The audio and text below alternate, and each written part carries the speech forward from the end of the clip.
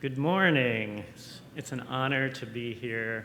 I appreciate very much having the chance to do so with this commission. The work is very important. I also speak on behalf of my partner, Dr. Franklin Cozy-Gay, who's the co-director of the project that I help lead. So we always begin with a recognition that we are not here the first peoples, that there were other peoples here first, and then in fact the name of the city that we live in is a native name, Chicago.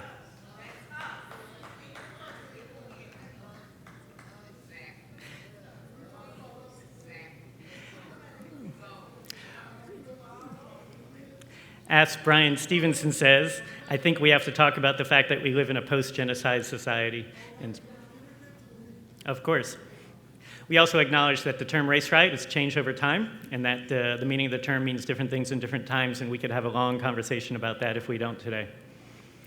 So on July 27th, 1919, which was a hot, hot day, not so different than today might be, a bunch of black children went swimming on the Lake Michigan. That's what we all do when it's hot in Chicago. In 1919, there was only one beach where black people were legally allowed to be, despite the fact that there was 20 miles of beautiful lakeshore. That was around 26th Street. When these 5 black children went swimming, they were drifting in the waters, and they drifted south. And as they did so, a white man on the beach, approximately at 29th Street, named George Stauber, started throwing rocks at these children. He did so because they had swam into a so-called white part of Lake Michigan. And as a result of that man's actions, Eugene Williams, age 17, was killed. When his friends swam back to the beach, ran down to 29th Street, identified the killer to the police, the white police officer on the beach refused to arrest that killer. That was the spark that launched the Chicago race riot of 1919 that resulted in tremendous violence. Of course, I'm a historian, and so let me go back in time briefly to acknowledge the fact that African Americans had been liberated as a result of the 13th Amendment and their own actions during the Civil War. As W.E.B. Du Bois said, after that time, the slave went free, stood a brief moment in the sun, and then moved back again towards slavery. After the end of Reconstruction, the rise of Jim Crow, there was a push factor that black people might want to leave the South, but it wasn't until World War I, when there was a pull factor, when there was this massive labor shortage during World War I, that suddenly African Americans had the opportunity to leave the South and find jobs and other opportunities outside of the South. This is the so-called Great Migration that we all so much talk about. In 1919, there was approximately 100,000 African Americans in Chicago. In 1910, there had been approximately 40,000 African Americans in Chicago. In other words, in a single decade, really the second half of the decade, there was a huge increase in black people moving into the city of Chicago. And although that population increase was quite dramatic, it was still represented under 4% of the total population of the city, right? And so out of a city of 2.7 million, there were still only about 3.7% of Chicagoans were African American, and so we see both a huge increase, but also in relative, actually a very small number of people. This is not unique to the city of Chicago. This was happening in other cities across the United States of America during and after World War I, 1915 through 1920. As more and more African Americans moved into the city, we like to highlight that actually African Americans lived in many parts of the city of Chicago. There was not one so-called black neighborhood in that time. There was, in fact, residential segregation will increase over time, right? It does not begin with segregation, right? We also know that there was a huge backlash against African Americans across the country in and after World War I. We see this with the film The Birth of a Nation, the most popular film in fact, the United States for 40 years. We see this in the relaunching of the Ku Klux Klan. We see this in the rise or increase in lynchings, and we see this locally as well. As more and more black people started to move into Chicago, we see a lot of increase in violence. 1917, 1918, 1919, right? There are 27 black homes bombed in the lead up to the killing of Eugene Williams. There's another 21 bombings happen after, and so there's a total of nearly 60 bombings that happen in Chicago from 1917 to 1921, in which Black people are moving into previously all-white neighborhoods and are receiving violent response, right? In not a single incident of these bombings, some of which resulted in killings, including a 6-year-old black girl in February of 1919 on Indiana Avenue just north of 35th Street. Not a single one of these killings resulted in anyone being arrested, right?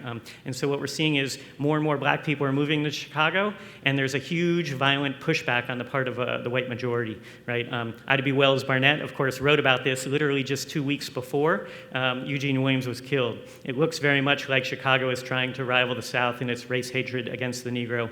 Will no action be taken to prevent these lawbreakers? Williams' murder on July 27, 1919 was what we call the spark, right?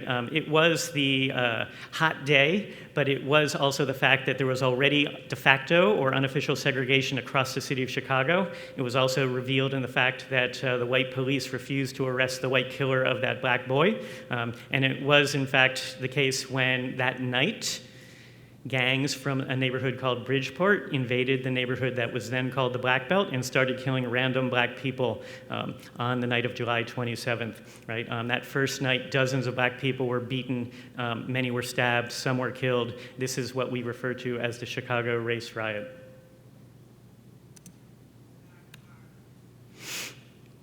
These killings didn't just occur in the Black Belt. They also occurred in the Loop. They occurred on the near West Side. They occurred in back of the yards. They occurred in Washington Park. Across huge swaths of the city, people were killed. So across that week of late July, early August 1919, there was basically roving mobs of white people looking to kill black people. Sometimes they would invade the Black Belt, right? So that groups of people would come from the west, from Bridgeport, into the Black Belt, right? But other times it was just gangs of people, men and boys looking for people. Some of those people included the killing of Paul Hardwick, who had been working at the Palmer House, and on the morning of July 29th is sort of attacked by a mob of people, and he's killed at Wabash and Adams, right in the Loop, 1 block west of the Art Institute. Right. Over the course of this week, 38 people were killed. 23 of those people were killed were black. 15 of those people killed were white. Some of the white people were killed by black people who were defending themselves from attack. Right? Over 537 people were injured. Over 1,000 people were left homeless. Although 2/3 of the people killed and injured were black, the police arrested 2/3 of the people they arrested were black. Almost no one was actually arrested or prosecuted for any of these crimes. Of course, as Commissioner Slaughter said, this was part of the Red Summer, red for the color of the blood we bleed, right? James Weldon Johnson, who also wrote a song called Lift Every Voice and Sing, was the person who coined that term, the Red Summer, because there were several dozen incidents of this sort across the country in the summer of 1919. These sorts of events also occurred actually in Great Britain as well. Simultaneous to sort of this huge racial violence against Chicagoans, black Chicagoans, there was also black people defending themselves. At that time, the phrase was the new Negro, right? That there was a new Negro who was 2 generations removed from slavery, right? It was the Jamaican who lived in Harlem named Claude McKay, who that very summer, just days before the Chicago Race Riot, right, wrote a poem called If We Must Die, right? If we must die, like men will face the murderous, cowardly pack, pressed to the wall, dying, but fighting back. So we say that this was the worst episode of racial violence in the history of the city of Chicago, even though the fact that many people might have heard of it, very few people know how, when, or why it happened. We also say this was instrumental in the subsequent furthering, hardening, and deepening of racial segregation, particularly in terms of neighborhood segregation across our city. We see this in multiple ways. So racial violence on the scale that happened in Chicago in July and August of 1919 is ugly in many ways. It's also out of control. In fact, local political and economic elites in Chicago can use and did use other, more subtle, legal means to achieve the same ends as the race riots. The same things that occurred when a black family moved into a white neighborhood and was bombed is essentially can be accomplished through a legal document called the racially restrictive covenant, right? So that the deed that is the proof of ownership of property, you can just add basically restrictions into that deed, and the purchaser of that deed essentially agrees legally to abide by those restrictions, right? You cannot lend, rent, sell, etc., to, say, a black person. Restrictive covenants were used for other groups of people as well, but largely for African Americans. Was this very intentionally about restricting black people's where they could live? Yes, it's actually very clear. The Chicago Real Estate Board made this very clear in the 1920s when one member of that board said, "These covenants are a marvelous, delicately woven chain armor excluding any member of a race not Caucasian." So essentially in the 1920s and 1930s, continuing into the 1940s, white people really organized by the real estate industry and the finance industry will go around to different neighborhoods and get owners of property and houses to add these restrictions onto their properties all around the neighborhoods where there was an increasing number of African Americans, the so-called Black Belt, right? This map from 1947 is sort of interesting because it shows the Black Belt in dark gray, and then really to the south and west and southwest, you see these restrictive covenants happening. Of course, to the east is Lake Michigan. You don't need covenants to protect the lake. To the west is Bridgeport. We have other means, actually, to keep black people out of Bridgeport. We use violence, and of course, as I'll talk about, the Dan Ryan Expressway, right?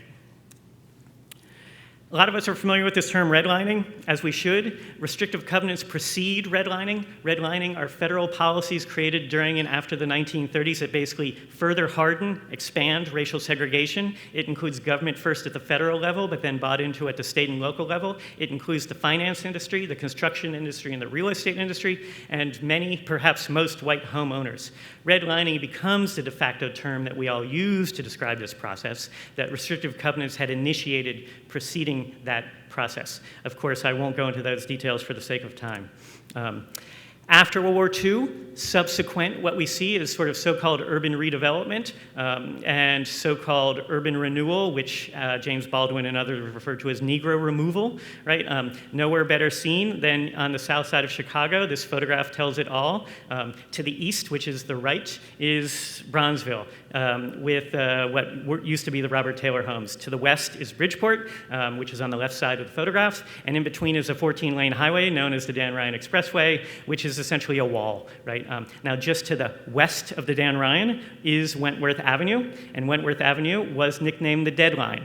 The Deadline was essentially where black people went west. They would be beaten, potentially. One of those people, famously, was Langston Hughes, who in 1918, on his first walk in the city of Chicago out of what was called the Black Belt, went west and was beaten up by a gang of Irish people in the summer of 1918, right?